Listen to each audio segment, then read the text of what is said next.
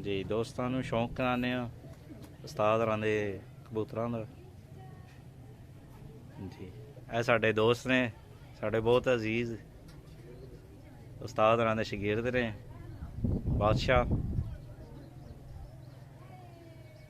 ਇਹ ਤੁਹਾਨੂੰ ਸ਼ੌਕ ਕਰਾਉਣਗੇ ਜਨਾਬ।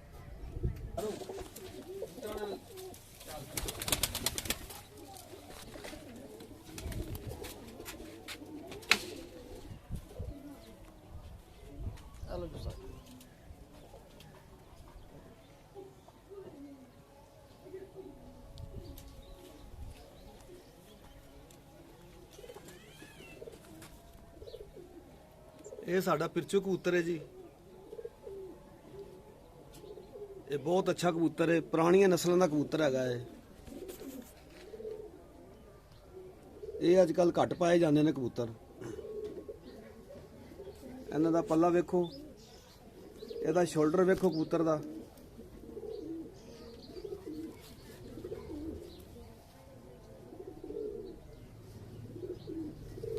ਇਹਦੇ ਦੁਮ ਵੇਖੋ।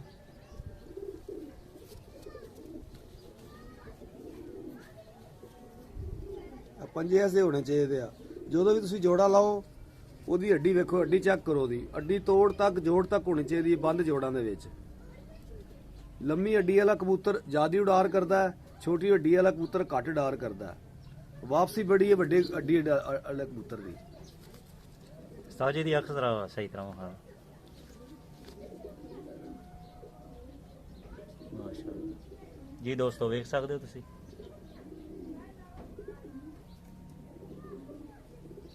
ਇਹ ਨਾਰੇ ਸਾਹਿਬ ਜੀ? हाँ जी, ये नारा है।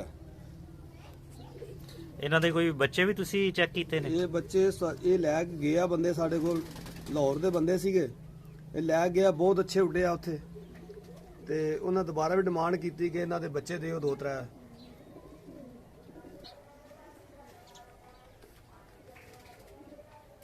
हेलो जी उस्ताद जी।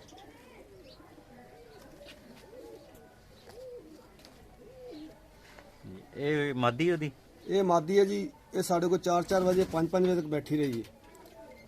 ਇਹਦੇ ਬੱਚੇ ਬਹੁਤ ਅੱਛੇ ਉੱਡਦੇ ਨੇ।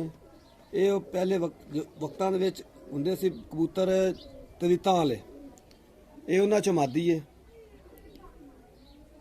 ਇਹ ਪਿਰਚੂ ਕਬੂਤਰ ਨਾਲ ਲਾਈਏ? ਇਹ ਪਿਰਚੂ ਕਬੂਤਰ ਨਾਲ ਲਾਈਏ, ਬਹੁਤ ਅੱਛੇ ਬੱਚੇ ਉੱਡਦੇ ਨੇ। ਇਹਦੀ ਥੋੜੀ ਜਿਹੀ ਅਕਸ ਤਾਜੀ ਵਿਖਾਣਾ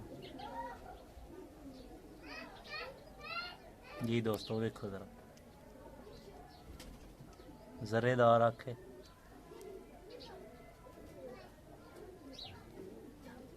ਇਹ ਬਾਜ਼ੀਆਂ ਇਹਦਾ ਸ਼ੋਲਡਰ ਵੇਖੋ ਇਸ ਕਬੂਤਰੀ ਦਾ, ਕਿਉਂਕਿ ਬਾਜ਼ੀਆਂ ਲੱਗੀਆਂ ਸਾਡੀਆਂ, ਅਸੀਂ ਫਿਰ ਕਬੂਤਰੀ ਪੱਟ ਦਿੱਤੀ ਹੈ।